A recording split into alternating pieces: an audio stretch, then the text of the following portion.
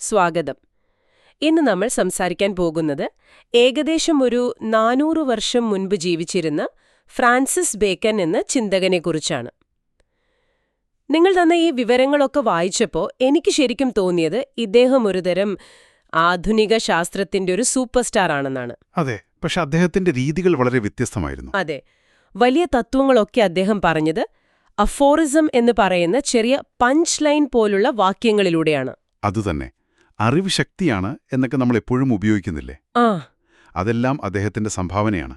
പക്ഷേ അതിന്റെ യഥാർത്ഥ അർത്ഥം നമ്മൾ സാധാരണ ഉദ്ദേശിക്കുന്നതിലും വളരെ ആഴമുള്ളതാണ്. അപ്പോ ഇന്നത്തെ നമ്മുടെ ഒരു ദൗത്യം ഇതാണ്: ബേക്കന്റെ ഈ ഷാർപ്പായിട്ടുള്ള വാക്യങ്ങളിലൂടെ ഒന്ന് സഞ്ചരിക്കണം. എന്നിട്ട് എന്തുകൊണ്ടാണ് 4 നൂറ്റാണ്ടുകൾക്കിപ്പുറവും നമ്മുടെ ഈ സോഷ്യൽ മീഡിയയുടെ കാലത്ത് പോലും ഈ ആശയങ്ങൾ ഇത്രയേറെ പ്രസക്തമാകുന്നതെന്ന് കണ്ടെത്തണം. തുടങ്ങാം അല്ലേ? തുടങ്ങാം. ബേക്കന്റെ ഒരു പ്രധാന വാക്യത്തിൽ നിന്ന് തന്നെ തുടങ്ങാം. സഹായമില്ലാത്ത കൈയും തനിയെ വിട്ട ബുദ്ധിക്കും ശക്തി വളരെ കുറവായിരിക്കും. ഇത് കേൾക്കാൻ വളരെ സിമ്പിളായി തോന്നാം, പക്ഷെ ഇതൊരു വിപ്ലവകരമായ ആശയമായിരുന്നു അല്ലേ? തീർച്ചയായും. ആ കാലഘട്ടത്തെക്കുറിച്ച് നമ്മൾ ഒന്നോർക്കണം. ശരിയാണ്. ആയിരക്കണക്കിന് വർഷങ്ങളായി അരിസ്റ്റോട്ടലിനെ പോലുള്ളവരുടെ ചിന്തകളായിരുന്നു യൂറോപ്പിൽ ഒരുമാതിരി ആധിപത്യം സ്ഥാപിച്ചിരുന്നത്. അവിടെ ബുദ്ധിക്കും തർക്കത്തിനുമൊക്കെ ആയിരുന്നു പ്രാധാന്യം. അതെ, ആരാണോ നന്നായി വാദിച്ചു ജയിക്കുന്നത് അതായിരുന്നു സത്യം. എല്ലാം തലച്ചോറിനടുത്തുള്ള കളികളായിരുന്നു. പ്രകൃതിയിലേക്ക് നോക്കേണ്ട കാര്യമില്ല. അപ്പൊ ബേക്കൻ വന്നിട്ട് പറയാണ്, ഒരു മിനിറ്റ്, നിങ്ങളുടെ തലച്ചോറ് മാത്രം പോരാ എന്ന്. ഒരു ചുറ്റികയില്ലാതെ വെറും കൈകൊണ്ട് ആണി അടിക്കാൻ പറ്റൂ? പറ്റില്ല. അതുപോലെ നമ്മുടെ മനസ്സിനും ചില ഉപകരണങ്ങൾ വേണം. ഒന്നുകിൽ ആൽക്കെമിസ്റ്റുകൾ, അല്ലെങ്കിൽ മാന്ത്രികർ, അല്ലെങ്കിൽ പുസ്തകപുഴുക്കലായ തത്വചിന്തകർ. അതുതന്നെ. ആൽക്കെമിസ്റ്റുകൾ രഹസ്യമായി പരീക്ഷണങ്ങൾ ചെയ്യും, പക്ഷെ അതിനൊരു ചിട്ടയോ ഒന്നുമില്ല. തത്വചിന്തകരാകട്ടെ ലാബിലേക്ക് പോവുകയില്ല, അവർ ലൈബ്രറിയിലിരുന്ന് ചിന്തിക്കും. ബേക്കൺ പറഞ്ഞു, ഈ 2 വഴികളും തെറ്റാണ്. ഇതിലെ ഏറ്റവും എനിക്ക് വളരെ സ്ട്രൈക്കിംഗ് ആയി തോന്നിയൊരു കാര്യം, യാഥാർത്ഥ്യവുമായി ഒരു ബന്ധവുമില്ലാതെ ഇങ്ങനെ ചിന്തിക്കുന്ന മനസ്സ് ഒരു തരം ഭ്രാന്തിന് തുല്യമാണെന്ന് ബേക്കൺ പറയുന്നുണ്ട്. പരീക്ഷണങ്ങളിലൂടെ തെളിയിക്കാത്ത എന്ത് സിദ്ധാന്തവും വെറും ഊഹാപോഹം മാത്രമാണ്. ഇത് ഇന്നത്തെ കാലവുമായി എത്രമാത്രം ബന്ധമുണ്ടെന്ന് നോക്കൂ. ശരിയാണ്. സോഷ്യൽ മീഡിയയില് ഒരു തെളിവുമില്ലാതെ എന്തെല്ലാം തിയറികളാണിങ്ങനെ പറന്നു നടക്കുന്നത്. ബേക്കൺ ജീവിച്ചിരുന്നെങ്കിൽ ഇന്നത്തെ വാട്സാപ്പ് യൂണിവേഴ്സിറ്റിയെപ്പറ്റി എന്തു പറയുമായിരുന്നു എന്ന് ഞാൻ ശരിക്കും അത്ഭുതപ്പെടുകയാണ്. ഒരുപക്ഷെ അദ്ദേഹം ഇങ്ങനെ പറയുമായിരിക്കും, ഇതൊരു സഹായവുമില്ലാതെ, ഉപകരണങ്ങളില്ലാതെ കാടുകയറിയ മനസ്സുകളാണ്. കൊള്ളാം, ആ പ്രയോഗം കൊള്ളാം. തെളിവുകളില്ലാതെ എന്തും വിശ്വസിക്കാൻ തയ്യാറാകുന്നൊരു മനസ്സ് ബേക്കന്റെ കാഴ്ചപ്പാടിൽ ഒരു ദിശാബോധമില്ലാത്ത കപ്പൽ പോലെയാണ്. അതെവിടെയും എത്തില്ല. അപ്പോ പ്രശ്നം ഇതാണ്, നമ്മുടെ മനസ്സ് ഒറ്റയ്ക്ക് ദുർബലമാണ്. അതിന് തെറ്റുപറ്റാം, അത് എളുപ്പത്തിൽ വഴിതെറ്റിപ്പോകാം. ശരി, അപ്പോൾ എന്താണ് ബേക്കന്റെ പരിഹാരം? എവിടെ നിന്നാണ് നമ്മൾ തുടങ്ങേണ്ടത്? അവിടെയാണ് അദ്ദേഹത്തിന്റെ ഏറ്റവും പ്രശസ്തമായ മറ്റൊരു വാക്യം വരുന്നത്. പ്രകൃതിയെ നിയന്ത്രിക്കണമെങ്കിൽ ആദ്യം അതിനെ അനുസരിക്കണം. അനുസരിക്കുക എന്ന വാക്ക് കേൾക്കുമ്പോൾ ഒരു കീഴടങ്ങൾ പോലെ തോന്നാം. പക്ഷെ അതല്ലല്ലോ അദ്ദേഹം ഉദ്ദേശിച്ചത്. അല്ലേയല്ല. അതിനർത്ഥം പ്രകൃതിയുടെ ഒരു അഹങ്കാരിയായ യജമാനനാകുന്നതിന് പകരം അതിന്റെ ഒരു ശുശ്രൂഷകനും വ്യാഖ്യാതാവുമാകുക എന്നതാണ്. Servant and interpreter. അതെ, ഒരു പുതിയ ഭാഷ പഠിക്കുന്നത് പോലെയാണത്. ആദ്യം നമ്മൾ ആ ഭാഷയുടെ വ്യാകരണവും വാക്കുകളും ക്ഷമയോടെ കേട്ടു പഠിക്കണം, അല്ലേ? ശരിയാണ്. അതിനുശേഷമേ നമുക്ക് ആ ഭാഷയിൽ മനോഹരമായി സംസാരിക്കാനോ കവിത എഴുതാനോ കഴിയൂ.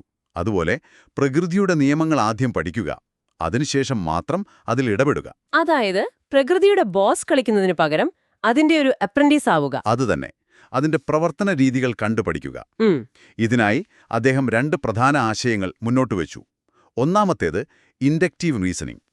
അതായത് ഒരുപാട് പ്രത്യേകമായ നിരീക്ഷണങ്ങളിൽ നിന്ന് തുടങ്ങി ഒരു പൊതുവായ നിയമത്തിലേക്കെത്തുക. ഉദാഹരണത്തിന്, ഒരു 1000 കാക്കകളെ കണ്ടിട്ട് എല്ലാ കാക്കകളും കറുപ്പാണ് എന്ന് പറയുന്നത് പോലെ.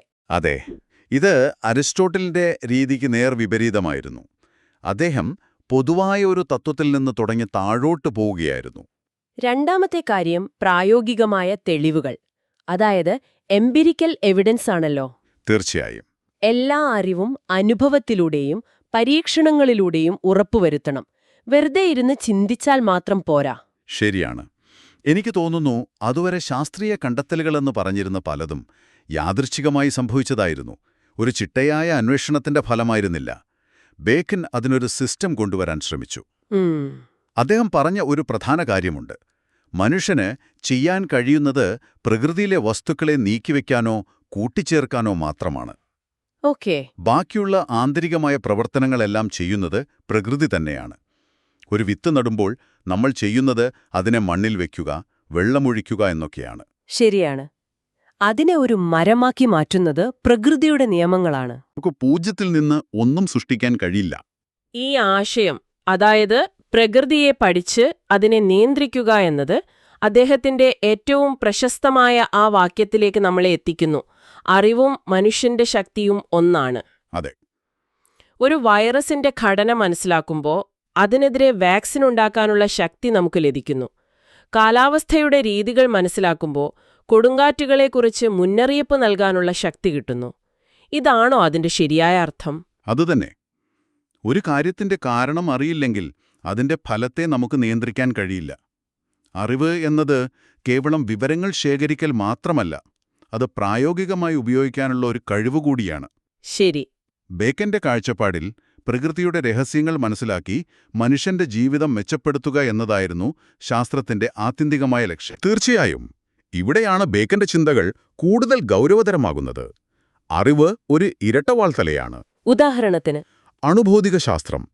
അത് നമുക്ക് ശുദ്ധമായ ഊർജം നൽകി, അതോടൊപ്പം ലോകത്തെ പലതവണ നശിപ്പിക്കാൻ കഴിവുള്ള ആണവായുധങ്ങളും.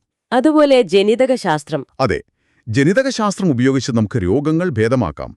പക്ഷേ അതേ അറിവ് ഉപയോഗിച്ച് ഡിസൈനർ ബേബികളെ ഉണ്ടാക്കാനും മനുഷ്യരാശിയിൽ വേർതിരിവുകൾ സൃഷ്ടിക്കാനും കഴിഞ്ഞേക്കാം. അപ്പോൾ അറിവ് നേടുന്ന ശാസ്ത്രജ്ഞർക്ക് വലിയൊരു ധാർമ്മിക ഉത്തരവാദിത്വം കൂടിയുണ്ട്. പക്ഷെ ഇവിടെ എനിക്കൊരു സംശയം. ചോദിക്കൂ. ശാസ്ത്രത്തെ കുറ്റം പറയുന്നത് ശരിയാണോ? അണുവിനെ വിഘടിപ്പിക്കാമെന്ന് കണ്ടെത്തിയ ശാസ്ത്രജ്ഞർ ഒരു ബോംബുണ്ടാക്കാനല്ലല്ലോ ശ്രമിച്ചത്. അല്ല. അവർ പ്രപഞ്ചത്തിന്റെ ഒരു സത്യം കണ്ടെത്തുകയായിരുന്നു. ആ അറിവിനെ ദുരുപയോഗം ചെയ്യുന്നത് ഒരു രാഷ്ട്രീയപരമായ പ്രശ്നമല്ലേ? ശാസ്ത്രത്തിന്റെ പ്രശ്നമാണോ? അതൊരു വളരെ പ്രധാനപ്പെട്ട ചോദ്യമാണ്. ബേക്കൺ ഇതിന് നേരിട്ടുത്തരം നൽകുന്നില്ലെങ്കിലും അദ്ദേഹത്തിന്റെ എഴുത്തുകളിൽ ഇതിനുള്ള സൂചനകളുണ്ട്. ശാസ്ത്രജ്ഞർക്കൊരുതരം സമചിത്തത വേണമെന്ന് അദ്ദേഹം പറയുന്നുണ്ട്. സമചിത്തത അതായത് അറിവ് നൽകുന്ന ശക്തിയിൽ അഹങ്കരിക്കാതെ അതിന്റെ പരിമിതികളെയും അപകടങ്ങളെയും കുറിച്ച് ബോധവാന്മാരായിരിക്കണം. പ്രകൃതി വളരെ സങ്കീർണമാണെന്നും നമ്മുടെ സിദ്ധാന്തങ്ങൾ എപ്പോഴും തെറ്റാൻ സാധ്യതയുണ്ടെന്നും തിരിച്ചറിയുന്നൊരു താഴ്മ, അത് യഥാർത്ഥ ശാസ്ത്രജ്ഞന് വേണം. ഓക്കെ. അതായത് എനിക്കെല്ലാം അറിയാമെന്ന ഭാവത്തോടെ പ്രകൃതിയെ സമീപിക്കരുത്, മറിച്ച് ഞാൻ പഠിച്ചുകൊണ്ടിരിക്കുകയാണ് എന്ന മനോഭാവം വേണം. അതെ, അഹങ്കാരം വലിയ പിഴവുകളിലേക്ക് നയിക്കും. ശാസ്ത്രം മനുഷ്യന്റെ നന്മയ്ക്കായിരിക്കണം, മറ്റു മനുഷ്യരുടെ മേൽ ആധിപത്യം സ്ഥാപിക്കാനായിരിക്കരുത്. ആ ശക്തിയെ വിവേകത്തോടെ ഉപയോഗിച്ചില്ലെങ്കിൽ അത് നമ്മളെ തന്നെ നശിപ്പിക്കും.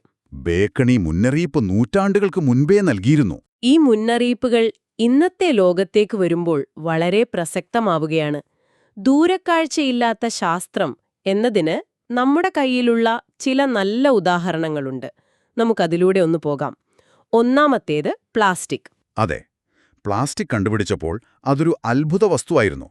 വില കുറഞ്ഞ, ഭാരം കുറഞ്ഞ, എളുപ്പത്തിൽ രൂപമാറ്റം വരുത്താവുന്ന ഒന്ന്.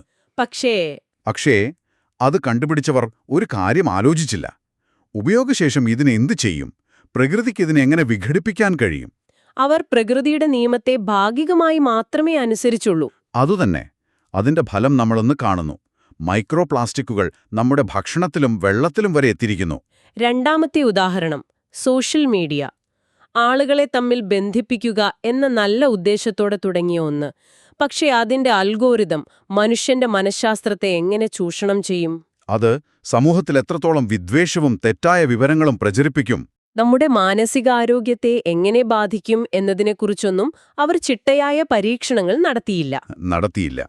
ബേക്കൺ ഉണ്ടായിരുന്നെങ്കിൽ ഒരുപക്ഷെ പറയുമായിരുന്നു, നിങ്ങളൊരു വലിയ സിദ്ധാന്തം ഒരു പരീക്ഷണവും നടത്താതെ ലോകം മുഴുവൻ അഴിച്ചുവിട്ടു എന്ന്. വളരെ ശരിയാണ്. ഇതൊരു വലിയ സാമൂഹിക പരീക്ഷണമായിരുന്നു. അതും ആരുടെയും അനുവാദമില്ലാതെ നടത്തിയൊന്ന്. അതിന്റെ പ്രത്യാഘാതങ്ങൾ നമ്മളിപ്പോൾ അനുഭവിച്ചുകൊണ്ടിരിക്കുന്നു. ശരിയാണ്. ബേക്കന്റെ രീതി പിന്തുടർന്നിരുന്നെങ്കിൽ ഒരുപക്ഷെ ചെറിയ ഗ്രൂപ്പുകളിൽ ഇതിന്റെ സ്വാധീനം പഠിച്ച ശേഷമേ ഇത്ര വ്യാപകമായി നടപ്പിലാക്കുമായിരുന്നുള്ളൂ. മൂന്നാമത്തെ ഉദാഹരണം രാസവളങ്ങളുടെ ഉപയോഗം. ഹരിതവിപ്ലവത്തിന്റെ കാലത്ത് ഭക്ഷ്യക്ഷാമം പരിഹരിക്കാൻ ഇതൊരു വലിയ സഹായമായിരുന്നു. പെട്ടെന്ന് വലിയ വിളവ് ലഭിച്ചു. പക്ഷേ പക്ഷെ വർഷങ്ങളോളം ഇത് ഉപയോഗിക്കുമ്പോൾ മണ്ണിന്റെ സ്വാഭാവികമായ ആരോഗ്യം നശിക്കുമെന്നും അത് ദീർഘകാലാടിസ്ഥാനത്തിൽ കൃഷിയെ തന്നെ തകർക്കുമെന്നും ആരും കാര്യമായി ചിന്തിച്ചില്ല. വീണ്ടും അതേ തെറ്റ്. അതെ, ഇവിടെയും നമ്മൾ പ്രകൃതിയെ നിയന്ത്രിക്കാൻ ശ്രമിച്ചു, പക്ഷേ അതിനെ പൂർണ്ണമായി അനുസരിക്കാൻ മറന്നു. ഈ 3 ഉദാഹരണങ്ങളിലും പൊതുവായുള്ളൊരു കാര്യമുണ്ട്. പെട്ടെന്നുള്ള ഫലത്തിൽ ശ്രദ്ധ കേന്ദ്രീകരിച്ചു, അതിന്റെ ദീർഘകാല പ്രത്യാഘാതങ്ങളെ അവഗണിച്ചു. ശരിയാണ്. ഇത് ബേക്കൺ നൽകിയ മുന്നറിയിപ്പിന്റെ ഏറ്റവും നല്ല ഉദാഹരണമാണ്. കാലാവസ്ഥാ വ്യതിയാനത്തിന്റെ പശ്ചാത്തലത്തിൽ ബേക്കന്റെ വാക്കുകൾക്ക് ഒരു പ്രവചനത്തിന്റെ സ്വഭാവം കൈവരുന്നുണ്ട്. അതെങ്ങനെയാണ്? നമ്മൾ പ്രകൃതിയുടെ ശുശ്രൂഷകരും വ്യാഖ്യാതാക്കളുമാകുന്നതിനു പകരം അതിനെ കീഴടക്കേണ്ട ഒരു ശത്രുവായി കണ്ടു. ആ പ്രയോഗത്തിലെ വിരോധാഭാസം ഭയങ്കരമാണ്. ഒരു ശുശ്രൂഷകൻ ക്ഷമയോടെ സേവിക്കുന്നു, ഒരു വ്യാഖ്യാതാവ് ശ്രദ്ധയോടെ മനസ്സിലാക്കാൻ ശ്രമിക്കുന്നു. പക്ഷെ നമ്മൾ ചെയ്തതോ? അതിന്റെ ഭാഷ പഠിക്കാതെ, നിയമങ്ങൾ മനസ്സിലാക്കാതെ അതിനോട് ആജ്ഞാപിക്കാൻ ശ്രമിച്ചു. അതിന്റെ ഫലമാണ് നമ്മളിന്ന് കാണുന്ന തീവ്രമായ കാലാവസ്ഥാ മാറ്റങ്ങളും പ്രകൃതി ദുരന്തങ്ങളും. അവയെല്ലാം പ്രകൃതിയുടെ നിയമങ്ങൾ അനുസരിക്കുന്നതിൽ നമ്മൾ പരാജയപ്പെട്ടു എന്നതിന്റെ വ്യക്തമായ തെളിവുകളാണ്. പക്ഷെ ബേക്കന്റെ തത്വങ്ങൾ പ്രശ്നം ചൂണ്ടിക്കാണിക്കുക മാത്രമല്ലല്ലോ ചെയ്യുന്നത്. അല്ല, അത് പരിഹാരത്തിനുള്ള വഴിയും കാണിച്ചു തരുന്നുണ്ട്. അതെങ്ങനെയാണ്? നമ്മൾ ചെയ്ത തെറ്റുകൾ മനസ്സിലാക്കി വീണ്ടും പ്രകൃതിയുടെ നിയമങ്ങൾ പഠിച്ച് അതിനനുസരിച്ച് പ്രവർത്തിക്കാൻ തുടങ്ങുക. അതായത് കാലാവസ്ഥാ ഡേറ്റ സൂക്ഷ്മമായി നിരീക്ഷിക്കുക, ഹരിത സാങ്കേതിക വിദ്യകൾ പരീക്ഷിക്കുക, ഭൂമിയുടെ പരിമിതികളെ ബഹുമാനിക്കാൻ പഠിക്കുക. ചുരുക്കത്തിൽ ബേക്കന്റെ ശാസ്ത്രീയ രീതി ഉപയോഗിച്ചുതന്നെ നമ്മൾ ഉണ്ടാക്കിയ പ്രശ്നങ്ങളെ പരിഹരിക്കാൻ ശ്രമിക്കുക. അതെ, വീണ്ടും പ്രകൃതിയുടെ നല്ല വിദ്യാർത്ഥികളാവുക. അപ്പോൾ ഫ്രാൻസിസ് ബേക്കന്റെ ചിന്തകളിൽ നിന്ന് ഇന്നത്തെ ഈ ചർച്ചയിൽ നമുക്ക് ലഭിച്ച പ്രധാന പാഠങ്ങൾ എന്തൊക്കെയാണ്? ഒന്നാമതായി, നമ്മുടെ തലച്ചോറ് വളരെ ശക്തമാണെങ്കിലും സത്യം കണ്ടെത്താൻ അതിന് നിരീക്ഷണം, പരീക്ഷണം തുടങ്ങിയ ഉപകരണങ്ങളുടെ സഹായം കൂടിയേ തീരൂ.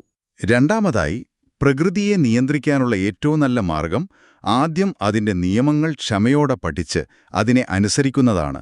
അതിന്റെ യജമാനനാകാൻ ശ്രമിക്കാതെ ഒരു നല്ല വിദ്യാർത്ഥിയാകുക.